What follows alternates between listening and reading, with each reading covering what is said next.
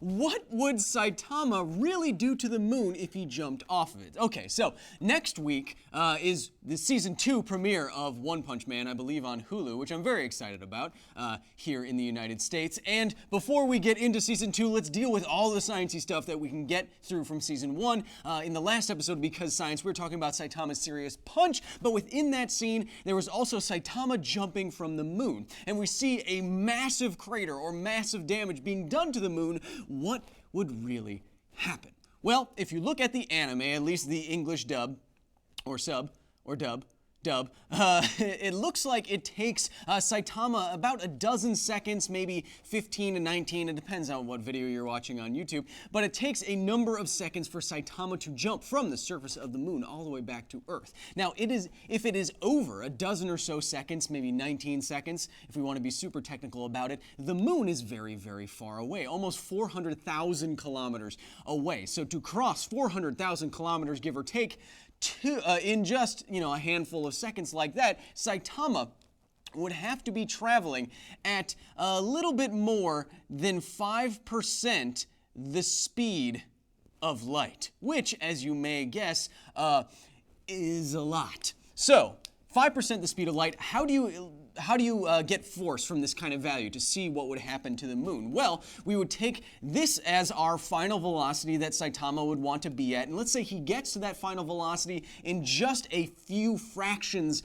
of a second, because it just takes a few frames in the anime for Saitama to launch off the surface of the moon. That is going to dictate acceleration, and then we can plug in Saitama's mass, or the average Japanese male mass, which I have looked up, and then we can get some kind of force. If we do that, we can distribute the force underneath Saitama's boots. And if we do that, we will get a pressure per foot. And of course, I did that. And if you do all that with 5% the speed of light jump, the pressure underneath each one of Saitama's boots is going to be about 5 million atmospheres of pressure. Now, for a bit of context, this is 1.5 times more pressure than you can find at the center of the Earth. Now, this kind of force, this kind of pressure would absolutely demolish any kind of normal human foot, but we're talking about Saitama here. He can do pretty much anything. So if he had 5 million atmospheres of pressure underneath each foot, would it create a giant crater on the moon? That's hard to say. It probably would just punch straight into the moon's surface. But if it's somehow distributed in his amazing feat of strength, it would certainly mess up the surface of the moon, just like you see in the anime, kind of. When you have these kinds of energies, these kinds of feats, it's pretty safe to these kind of feats, I get it.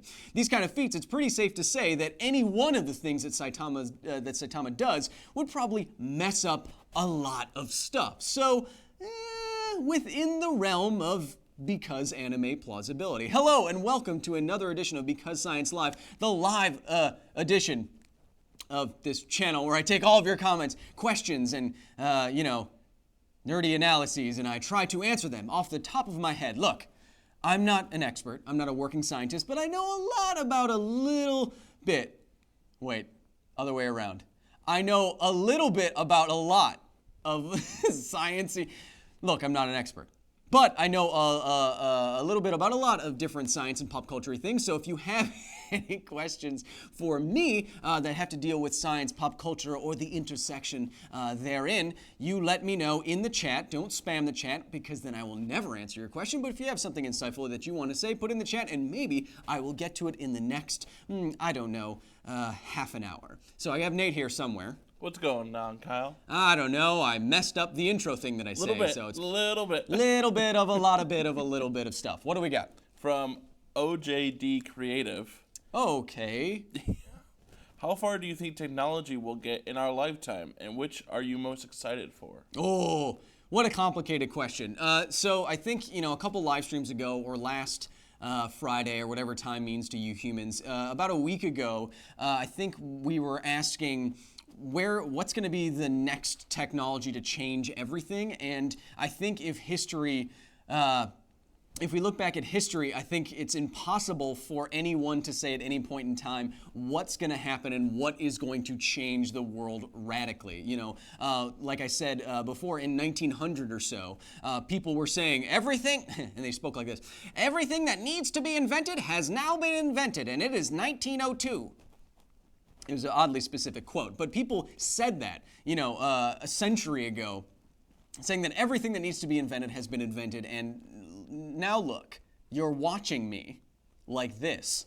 Amazing. So it'd be probably impossible to guess what the next big thing is, what is going to come in our lifetimes to revolutionize everything. So I'm going to punt on this question, like Boros punted Saitama to the moon, just a little bit, and say that what's probably going to be the next closest thing, time-wise in our lifetimes that's going to change a lot of stuff is probably going to be autonomous vehicles. So obviously you've heard a lot about self-driving cars in the news, but once these cars get fully regulated, get fully licensed to do everything that the technology can already do, these cars, if, let's say, soon, within our lifetimes, the majority of cars become self-driving. It will reduce car deaths, car-related deaths, at least in the U.S. I think about 40,000 people a year die on the roads. It's going to cut that down significantly just because computers are faster at responding and taking action in something like a car when you're going 65 miles an hour or what have you than we are. So it's going to cut down on human error. It's going to save a lot of lives. It's going to cut down on pollution because fuel is going to be used more efficiently. It's going to cut down on traffic. Productivity, therefore, is going to go up. You can do work in your car. All of these things that are going to have knock-on effects in society are going to make a big change to how we live, how we work, how many people are still alive at the end of the year for the most critical part of it. So I think self-driving cars within, it's not going to be that long, 5 years, 10 years, 15 years, we're going to see a pretty radical shift in how we drive, how we transport ourselves, at least hopefully, and if we move to mostly electric, maybe we can start addressing climate change problems and stuff like that. But I think autonomous cars are going to be the things in our lifetime that we might look back and say, wow, I was alive before that was a thing. So that's what I'll go with. What's next? This is kind of a maintained question from Sam Average Man. What do conditioners do to your hair chemically? Don't sell yourself short. Conditioners, like everything that you put on your hair, there's sometimes some pseudoscience, some miscommunication about what shampoos or conditioners or what have you. This is kind of maintained, kind of beauty vlogger-y kind of stuff. But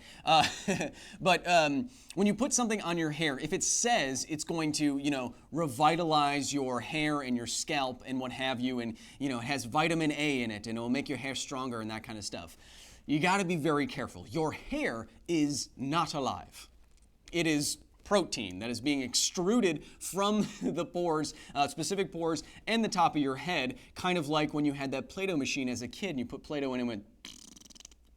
It's kind of what protein's doing in every second of every day and on your face. And anyway, it freaks me out when I think about it like that. So your hair coming out of your head isn't alive. So if you're putting stuff on your hair isn't absorbing the nutrients, absorbing the vitamin A or whatever, and the essential oils and bringing it into your body to help you grow better hair. Your hair's dead. It's not doing that. However, of course, different shampoos, different conditioners actually do something to your hair, especially argan oil. But that is because these different chemicals, sometimes polymers, oils, whatever, are just sitting there on the surface of your hair, on the protein. It changes how the hair interacts with itself and with other hair strands. And you put it on your hair, it stays in your hair, it changes how it looks, how it feels. That makes sense. So I would stay away from any things that are making grand claims, like it's going to change how your hair grows or the strength of it because your body's absorbing essential nutrients or what have you. Just get nice stuff that doesn't make grand overarching claims like that, because the stuff's just going to stay on the outside of your hair. It can make a difference with a nice maintained sheen, for example, but it's not going to, change how your body produces this protein kind of stuff, collagen, what have you. What's next? From Star. I feel like I'm rambling. What is your favorite science fiction alien/monster and why? My favorite alien or science fiction monster. Wow, that's hard. I don't know why this is immediately coming to mind, but I like Gorons from Legend of Zelda. Ooh. And they eat rocks? How do they metabolize those rocks? What are they getting out of it? Silica? How can they digest that stuff? I don't know. Oh man, think of the chemicals that would have to be in a Goron's stomach to get at that sweet, sweet rock meat. I don't know why, but Gorons come to mind as a science fiction-y kind of weird creature. Of course, I mean, you can think of the classic movie monsters like, Alien or Predator or what have you, but I'm going to go with Gorons this time. And in the interim, think about my real answer. What's next? From Ryan Dolphus. Hello, Ryan. What would be the implications of the Earth losing its crust spontaneously, as you described in the last show? What would happen to all the debris in the Earth's oceans? Interesting. Okay, so in this episode, when we were talking about the energy required to vaporize all of Earth's crust, you're talking about, let's take the general answer, which would be everything, all life would die. Well, I mean, not if life extends and like some bacteria or some viruses or something are way down deep in the earth, probably not. We don't know. Anyway, so if you blew off most of the Earth's crust or all of it, all of life that we know of exists within the crust or on the crust, and that would all go away and be dead. But what would it do, right? So would it go out and become a ring? Would it go out into the atmosphere? I don't know. That's a very complicated question. If you were to boil the oceans or something like that, then the water vapor would stay in the atmosphere. It wouldn't be blown out into space. And if you were vaporizing the crust, it could also stay in the atmosphere. Or I could see it staying in the atmosphere because the Earth still has, all of its gravity there, so it's going to hold on to stuff. What I could see happening is a hard enough impact into something. So if you had, a large enough object that was slamming in to the thing that you are trying to destroy the surface of, say, a big object moving towards, let's just say, the moon's surface, it could kick up what is called ejecta, and it's stuff that's ejected, and it could eject that stuff with so much energy from this incoming impactor that it could throw stuff off into space pretty easily. If the impact is hard enough, this can all go into space. And this has important, this fact that you can hit something hard enough to knock the surface of a planet into space, this is important because this has something to do, at least with the theory called panspermia, where if you had life on some planet some far away, and some far away, if you had some life on some planet that was some distance away from us, what if a giant impact hit that planet and then the ejecta carried little bits and little life forms like bacteria, microorganisms inside the little nooks and crannies and crevices inside of the ejecta, maybe. And that was shielded enough from the horrors of space and cosmic radiation, and then it made it all the way to Earth and seeded Earth or another planet with some kind of semblance of life. That is a real theory, that life could be ejected from the surface of a planet and find its way to another planet. So it depends on what kind of impact we are talking about. If it's just vaporizing the oceans just at surface level somehow, like maybe just, let's just make the sun's output crazy high, then I guess it might stay in the atmosphere. But if you threw like Mars at the Earth, it might throw off the crust into space. Would it form a ring? Would it fall back to Earth? I don't know. It really depends on the details. What's next? From Chaos Genie. Chaos Genie. Do you think poison ivy could use plants to terraform on a quick and large scale and combat global warming? Interesting. So could poison ivy help with global warming? Tough question. It depends. I mean, I could, if poison ivy has complete molecular control over the plants of Earth, and she can kind of make plants just happen, as we've seen in, comic books and video games and what have you, then I'm guessing maybe she could create plants that are large enough. What if What if she created plants that were enormous, with enormous leaves, imagine an enormous jungle canopy, but she turned all of the leaves white. And she put this over the surface of, the majority of the planet. She just grew plants with white leaves that would reflect a lot of the incoming light back into space.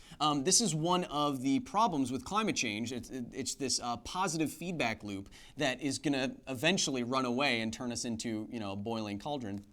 But as sunlight comes in from the sun, it enters through Earth's atmosphere, and then it can reflect off of stuff like the ice caps. Because it's white and it's reflecting almost all of the light, it's reflecting it back into space. And that helps with the energy balance that the Earth is hanging on to. Of course, it gets harder if the atmosphere is different. If there's more carbon dioxide or methane, it holds on to more of that heat. But still, you want to reflect a lot of that heat into space. The feedback loop I was talking about is that if it gets hotter on Earth, then more of that ice is going to melt, which means less of it available to reflect sunlight, which means absorbing more sunlight, which means making the Earth hotter, which melts more of the ice, which makes less available. So it's a feedback loop that gets worse and worse and worse and worse. So poison ivy could change the color of all the plant life on Earth to help reflect more radiation back into space. That would be interesting. Or if she can affect plants on a molecular level, how about she just reverses the oxygen, reverses the carbon dioxide to oxygen process for some of the plant life. So she alters it such that they take in way more carbon dioxide and put out maybe a little bit less oxygen or something like that. She makes plants a much, much more effective heat sink. When you look at the carbon dioxide levels of Earth over time, you can identify kind of the Earth breathing, quote unquote. And this is the plant ecosystem of the Earth taking in carbon dioxide and releasing oxygen, and then so you can see the carbon dioxide changing because of plants on a long enough and specific enough scale. If she could change how good plants are at taking in carbon dioxide, then she could affect climate change greatly. It'd be like the molecular equivalent of planting 1 billion more trees or something like that to help with the balance of gases in our atmosphere. So because of how helpful plants can be and etc., I imagine that poison ivy could do a lot to fight climate change if she wanted to and wasn't evil and stuff. Maybe climate change would make the Earth more hospitable for her favorite kind of plant, and so she would want to make global warming happen even more. Who knows? She's a supervillain. That might happen. Put in your comic. From Derek D. I'm way outside my expertise today. Let's bring it back. What would happen if the Earth started to spin on its side like Neptune? Uh-oh! Neptune has a weird... Oh, no, so I might be doing this... I don't want to misdraw anything, but Neptune has a weird axis. So if the Earth is spinning something like this, this planet in particular is spinning like this, and it's weird. What would change if the Earth spun that way? Well, this depends very specifically on stuff, because if you had something like the sun drawn to scale here, of course not, if you changed the face of the Earth, or the parts of the Earth that the sun was hitting, then you could affect the day-night cycle, you could affect seasons, maybe, you could do a whole lot of stuff. So if the Earth is here, let's just say this is the Earth axis here, then, as you can see, as Earth spins along this Earth axis, all of the Earth, or most of the Earth, is being exposed to light and then darkness, light and then darkness. But if you changed the axis on which the Earth was spinning, now you can see no matter how the Earth spins here, basically the same part of Earth is being exposed to the sun, which would put one part of the Earth into perpetual darkness. And that would be bad. Probably. So if the Earth suddenly changed its axis that it was spinning on, which would take a cataclysmic event that would probably kill all of us anyway, then it could be very bad. but we'd have to get to that point first. Or it doesn't have to be very bad, but it could be. That'd be an interesting astronomical phenomenon. Astrophysical? Nate. From Adrian Choroles. Astrophysical. Climber question here. Cosmological. Yes, climber question. I got fingers.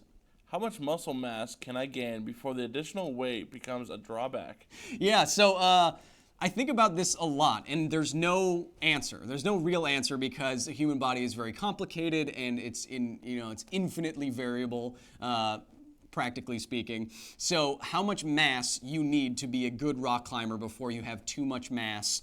How much mass do you need so that you're strong on the rock wall? But is that too much mass that you get too heavy that it starts weighing you down and you don't get as good? Where's the limit? I don't know.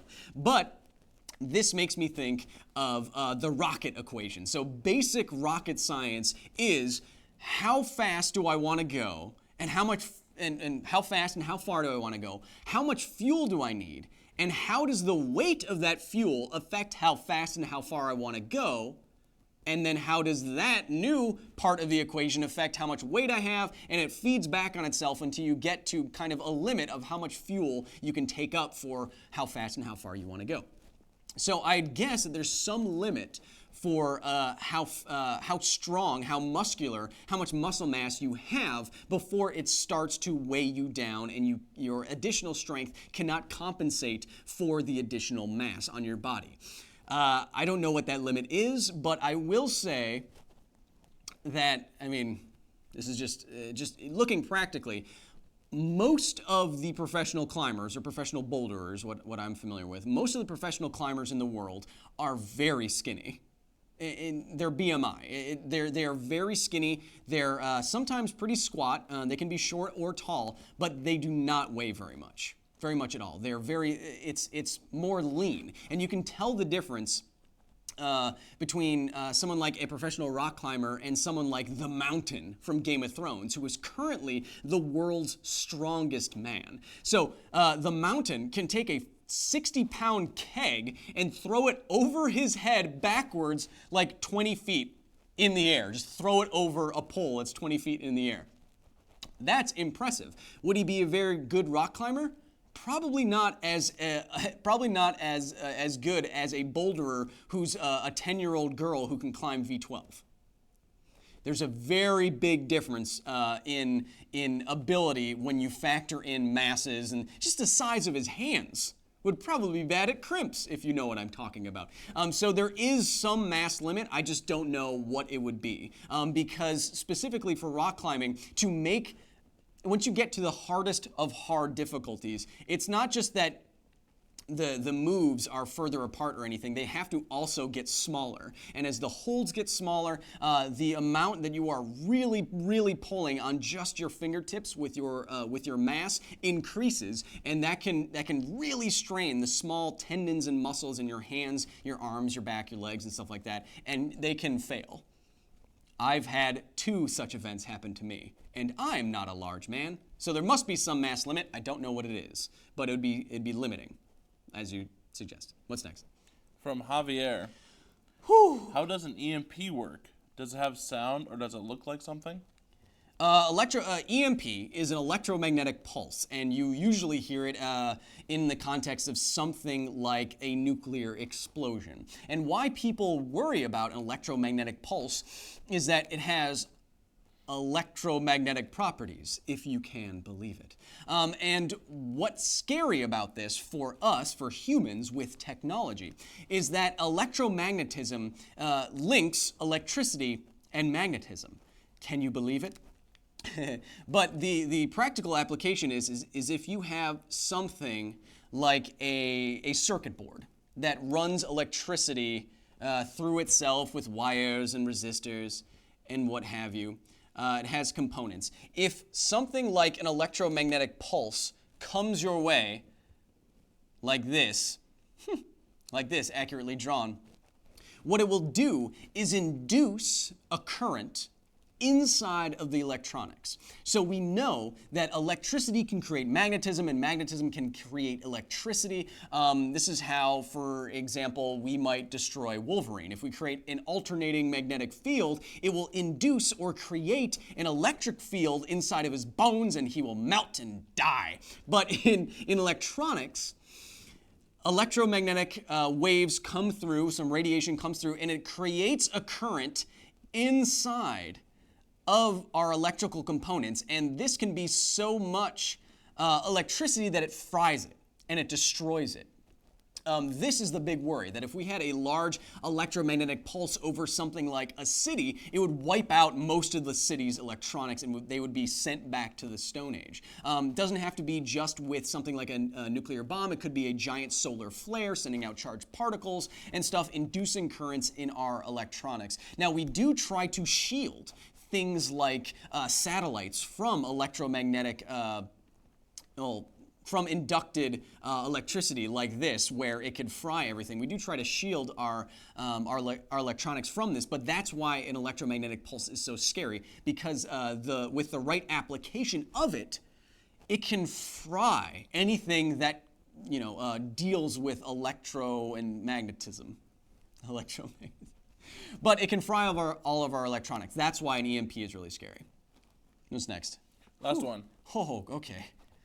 Doing good. From Dave Sharma. Dave Sharma, brother of Chris Sharma, one of the best climbers in the world? Probably not. The very one. Is it? No. Oh. If you could hang out with one superhero or supervillain in Marvel, who would it be and why? One hero or one supervillain in Marvel, who would I hang out with?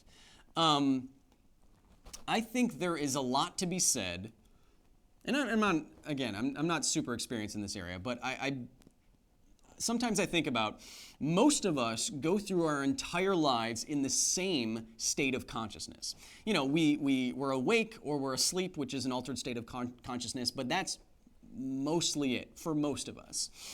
There is a lot to be said about changing your perspective by having different states of consciousnesses. Yeah, that's plural. When scientists explore, for example, how taking psilocybin, magic mushrooms, or MDMA, ecstasy, or something like that, can change, and not dangerously. These are administered doses under supervision. But these drugs, these things can do stuff to our brains that alter our states of consciousness, or like peyote, ayahuasca, something like that.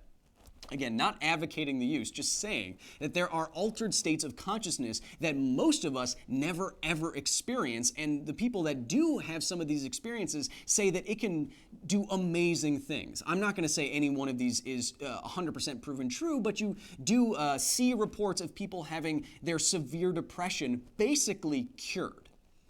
That is possible based on reports that I have seen, or at least self-reported people say that. It's hard to prove that their depression is gone.